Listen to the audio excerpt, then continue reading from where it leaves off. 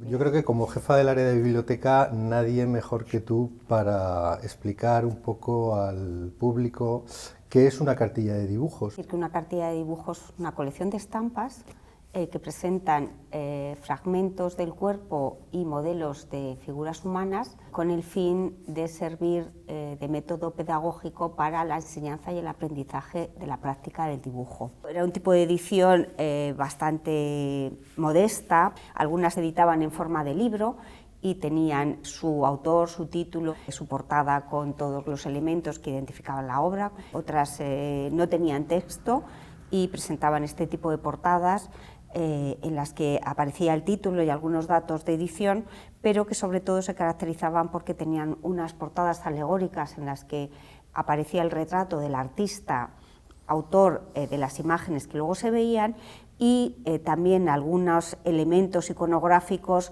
alusivos a la práctica del dibujo. Iba de lo particular a lo general y el aprendizaje se hacía de forma progresiva. Primero se empezaba copiando las estampas que contenían imágenes de los fragmentos del rostro, empezaban siempre por los ojos, luego continuaban con otros elementos como eran las orejas, las bocas, las manos, los distintos miembros del cuerpo, hasta que se llegaban a las figuras un poco más elaboradas de torsos, cabezas completas y luego ya la figura humana completa.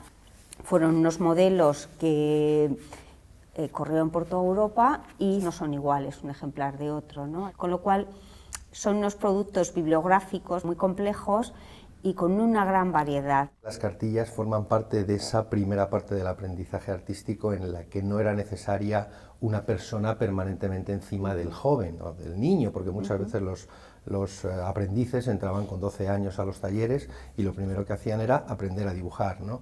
Y a veces pues el maestro no estaba permanentemente y los primeros modelos que le daba eran dibujos que hacía el propio maestro, o le ponía pequeños vaciados de escayola en los que podía copiar, o le daba estas cartillas cuando surgieron. Seguro que nos puedes contar Sí. más en profundidad cómo nacen, cómo se desarrollan y cómo se difunden. Bueno, la primera que conocemos, editada, si mal no recuerdo, es de 1609, publicada en Venecia, pero ya se sabe que este modelo de aprendizaje a través de la copia del dibujo se había generalizado en Bolonia, en la Academia de los Incaminanti de los Carracci, donde la práctica del dibujo se convirtió en el eje del aprendizaje artístico, ¿no?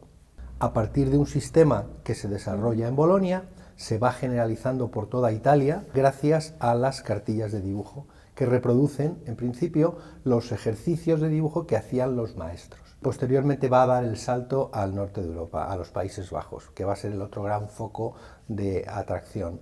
Y la forma de usarse es cogiendo la cartilla, poniéndosela encima de la mesa y directamente copiando esas estampas. Eso ha hecho que, bueno, pues que lleguen, en algunos casos, como esta que has traído de la biblioteca, en mal estado, porque era un objeto que se usaba, que se utilizaba día a día, ¿no? Sí, no solo por el uso intensivo que se hacía de ellas en talleres y academias, sino porque además eran unas ediciones poco cuidadas, casi ninguna nos ha llegado encuadernada, ¿no? Muchas tienen este tipo de encuadernación que ni es, ¿no?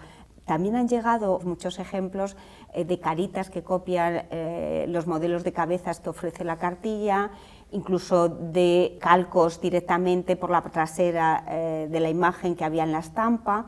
Cuando uno se pone a examinarlas, te das cuenta que hay una gran variedad en función del autor de la cartilla también, y a veces el destinatario, ¿no? Nos vamos a encontrar con las cartillas más elementales, pero hay otras que parten ya de un modelo mucho más avanzado. Cuando el artista que está detrás es un gran maestro, no está tratando tanto de desarrollar un método pedagógico como de difundir también su obra, ¿no?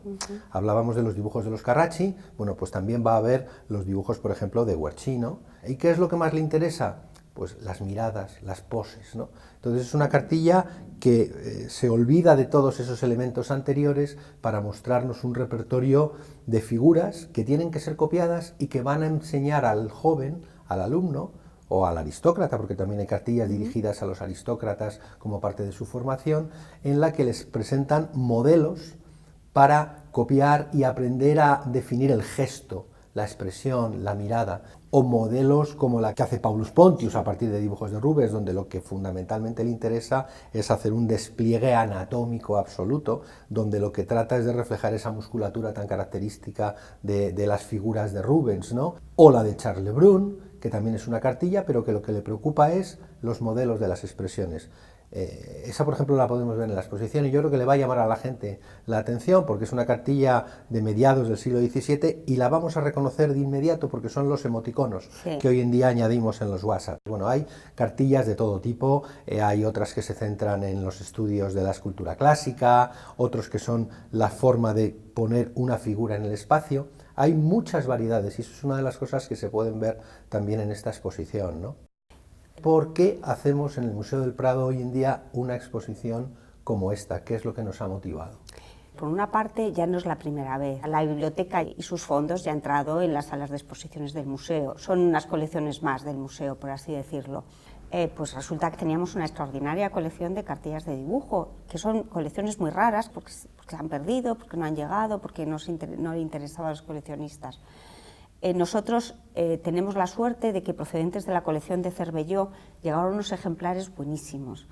Y luego hemos tenido la suerte de también poder adquirir una colección muy importante sobre literatura artística relacionada con la representación del cuerpo humano y con cartillas de dibujo. Perdona, esta colección es la Biblioteca Juan Bordes. La Biblioteca de Juan Bordes, la que tú interveniste tanto en su valoración y en su adquisición, ¿no? Junto con Javier Docampo, que fuisteis los dos valedores de integrar esta biblioteca en el museo y de iniciar este proyecto expositivo.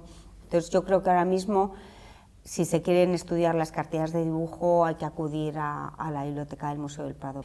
A partir de los años 50, 60 del pasado siglo, un artículo de Gombrich reivindica un poco el valor de estas cartillas, ¿no? Como instrumento pedagógico, pero también como fuente para el estudio de la historia del arte en determinados aspectos, ¿no? Y entonces, en todos esos estudios que se han ido desarrollando en estos años, las cartillas españolas prácticamente no existían, salvo en el ámbito español.